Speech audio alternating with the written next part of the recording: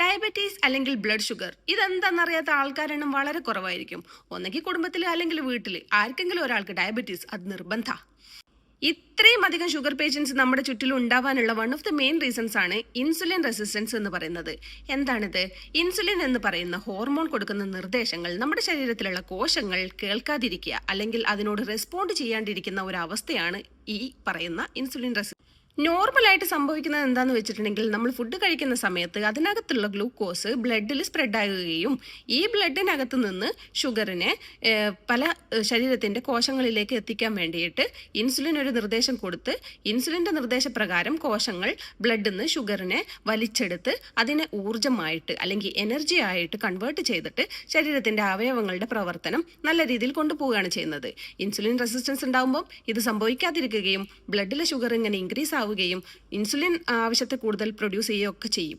ഈ സംഭവങ്ങളൊക്കെ നമുക്ക് ഈ പ്രീ ഡയബറ്റിക്, ഡയബറ്റീസ്, PCOD അങ്ങനെ പറയുന്ന പലതരം അസുഖങ്ങളിലേക്ക് കൊണ്ടെത്തിക്കുകയും ചെയ്യുന്നു. ഇൻസുലിൻ റെസിസ്റ്റൻസ് ഉണ്ടാവാനുള്ള കാരണങ്ങൾ എന്തൊക്കെയാണെന്ന് വെച്ചിട്ടുണ്ടെങ്കിൽ പൊണ്ണത്തടി, തെറ്റായ ഭക്ഷണ രീതി, എക്സസൈസ് ഇല്ലാതെ മുന്നോട്ട് പോകാന്നുള്ളതൊക്കെ. അങ്ങനെയാണെങ്കിൽ നല്ല ഡിസിപ്ലിൻഡ് ആയിട്ടുള്ള ഒരു റൂട്ടീൻ നമ്മുടെ ലൈഫ് സ്റ്റൈലിൻ്റെ ഭാഗമാക്കുകയാണെങ്കിൽ തന്നെ ഇതുപോലത്തുള്ള അസുഖങ്ങളൊക്കെ നമുക്ക് ഇല്ലാണ്ടാക്കാൻ പറ്റൂലേ. ഞാനും നിങ്ങളും ഒക്കെ ഇനി അങ്ങനെ മുന്നോട്ട് പോകണം എന്നാണ് എൻ്റെ ഒരു ആഗ്രഹം. അപ്പം നമ്മൾ സ്റ്റാർട്ട് ചെയ്യല്ലേ?